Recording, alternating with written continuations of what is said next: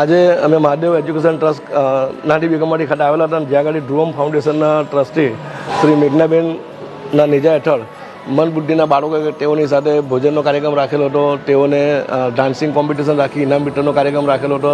અને આજનો દિવસ અમારી માટે પણ ખૂબ જ એક યાદગાર પ્રસંગ બની રહ્યો હતો. અને ખાસ કરીને હું એવું કહેવા માગું છું, મેઘનાબેન આવા અનેક પ્રોગ્રામો સુરત શહેરની અનેક સામાજિક સંસ્થાઓ સાથે, સ્કૂલો સાથે સંકળાઈને કરે છે.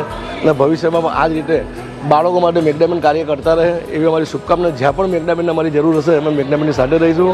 અને આ સ્કૂલ કોઈ સરકારના ફંડથી નથી ચાલતી. આ સ્કૂલ સામાજિક દાતાઓના ડોનેશનની સ્કૂલ ચાલે છે.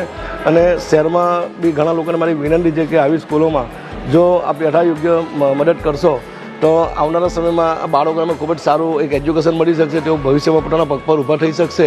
તે પણ એક આપણે સારું કાર્ય લોકો કરી શકે અને એમાં આપણે સહભાગી થઈએ એ જ અમારી પ્રાર્થના. અને બીજું ખાસ કે અમે એક પોલિટિકલી પાર્ટી સાથે સંકળાયેલા છતાં પણ અમે એક સામાજિક સંસ્થા જે ધ્રુવમ ફાઉન્ડેશન છે એની સાથે અમે જોડાયા છે.